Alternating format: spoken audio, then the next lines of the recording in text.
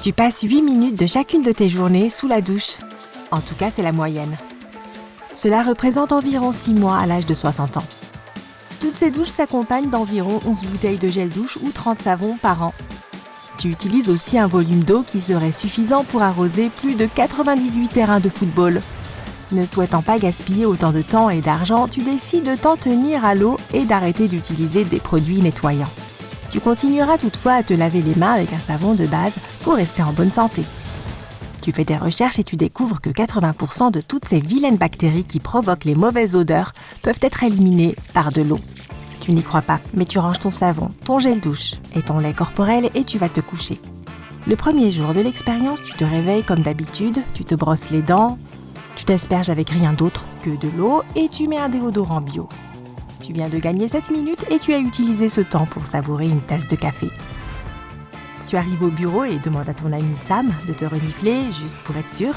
Il te regarde comme si tu étais fou. Tu t'attendais à quoi ?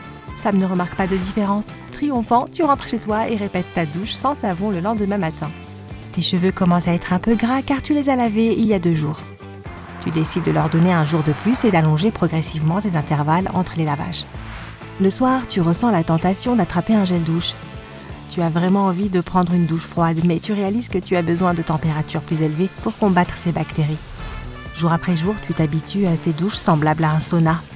Tu vas te coucher et tu vois dans tes rêves le savon et le lait corporel qui tendent les bras vers toi et te supplient de les retrouver. Le 3e jour de l'expérience, tu te laves les cheveux seulement à l'eau pour la première fois. Avant de le faire, tu frottes ton cuir chevelu pour épandre les huiles naturelles. Ensuite, tu pinces tes cheveux par section pour tirer les huiles des racines vers les pointes. Tu les brosses bien pour te débarrasser des nœuds et seulement ensuite tu les laves à l'eau tiède. Tu les laisses sécher et ils sont aussi propres qu'après un shampoing. Le reste de ton corps n'a pas l'air aussi propre. Au 6e jour, tu as l'impression d'avoir la peau grasse et sèche à la fois. Ton savon abandonné triomphe. Tu tends la main vers lui, sur le point d'abandonner, quand soudain ta télé s'allume toute seule. C'est une émission entière sur comment rester propre sans utiliser de savon. On y apprend que les Romains du 1er siècle avaient l'habitude de s'immerger pendant 2 heures dans des bains de différentes températures, de se gratter et d'appliquer de l'huile pour se sentir propre. Pour les aristocrates français du XVIIe siècle, changer de chemise tous les jours et mettre de l'eau sur leurs mains suffisait. C'est un peu une question de psychologie. Tu dois t'habituer à ta nouvelle sensation de propreté. L'odeur du savon et du gel douche était auparavant ton odeur de propreté. Maintenant, tu as ta propre odeur naturelle. Et ce n'est pas grave si ce n'est pas de la vanille ou de l'amande. Tu apprends également que l'absence de savon ne t'empêche pas de te frotter. Si tu te contentes de rester sous l'eau courante, tu ne feras pas disparaître les bactéries. Mais tu peux utiliser un gant de toilette, une éponge grattante, une brosse pour le corps ou tout ce qui te convient. Lorsque tu te frottes, tu enlèves la couche supérieure des cellules de la peau dont tu n'as plus besoin. Tu te dis que tu es plus propre que jamais. Tu sors de la douche et après 15 minutes, tu sens que ta peau est nette et impeccable. Tu remarques aussi que ta peau a cet éclat doux et crémeux comme dans une publicité pour une lotion corporelle. Les produits chimiques que contient le savon sont très déshydratants. Ils éliminent les huiles protectrices de ta peau. Cela perturbe l'équilibre des huiles dans son écosystème fragile et transforme ta peau en un désert sec et craquelé. L'eau aide à rétablir cet équilibre. Tu te mets au travail et demandes à Sam s'il a remarqué des changements dans ton odeur. Encore une fois, il ne comprend pas vraiment. Alors tu lui expliques ton expérience. Il te regarde avec approbation et, étonnamment, partage aussi quelques connaissances sur le sujet. Tout d'abord, ta profession a de l'importance. Si tu travailles avec des produits chimiques dangereux dans une ferme en tant que jardinier ou ouvrier du bâtiment et que tu es en contact avec la poussière, les pollens et les allergènes, tu dois prendre une douche quotidienne et avec du savon. Il en va de même pour les athlètes, les coachs personnels et les instructeurs de fitness. À moins que tu n'exerces l'un de ces métiers, tu peux très bien te contenter d'eau ou même ne pas te doucher du tout pendant des jours.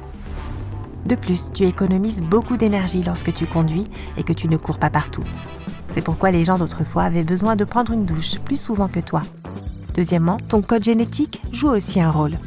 Tes glandes sudoripares pourraient être plus actives que celles de ton voisin et tu pourrais être plus susceptible de sentir mauvais. Ta collègue Julie entend la discussion et ajoute que les vêtements que tu portes peuvent aussi avoir une influence. Le coton laisse ta peau respirer mieux que le polyester.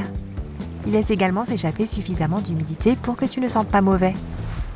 Julie révèle également son secret. Elle prend des douches uniquement à l'eau depuis 1 mois. Elle porte toujours une chemise à manches longues et un jean au bureau et elle va parfaitement bien. Sa peau ne se salit pas vraiment. Elle avoue aussi qu'elle a les pieds qui sentent mauvais, savon ou pas. Tant qu'elle porte des chaussures comme la plupart des gens au bureau, personne ne le remarque jamais. Cela fait 7 jours que tu n'as pas lavé tes cheveux à l'eau tiède. Ils sont un peu gras au toucher, mais tu as remarqué qu'ils se sont renforcés au niveau des racines. Comme tu ne les laves plus avec du shampoing, toutes les huiles naturelles restent sur ton cuir chevelu.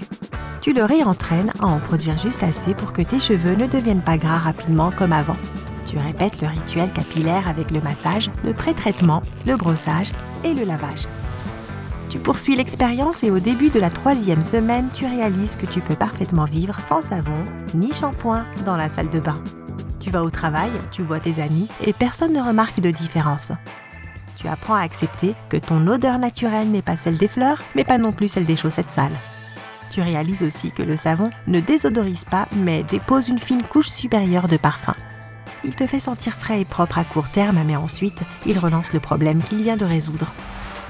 Tes cheveux se sentent mieux que jamais. Ils sont parfaitement hydratés, doux et même volumineux. Ils sentent le frais et ont l'air propres, si bien que personne ne pourrait dire que tu n'utilises plus de shampoing.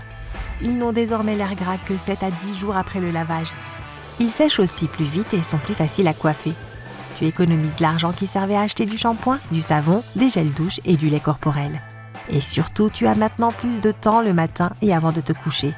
Tu vois que ta peau est plus saine que jamais et tu décides de lui offrir des congés de savon de temps en temps.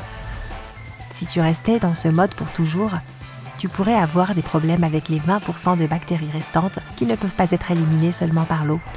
Leur influence est particulièrement forte dans les zones chaudes et humides de ton corps.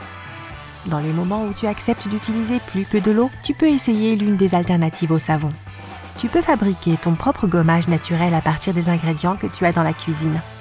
Les flocons d'avoine, le miel et le yaourt nature se mélangent bien, de même que l'huile d'avocat, le miel et le sucre. Tu ne peux toutefois pas te frotter le visage avec, car la peau y est plus délicate. Tu peux aussi essayer les nettoyants à base d'huile qui piègent la saleté et les vieilles cellules de la peau.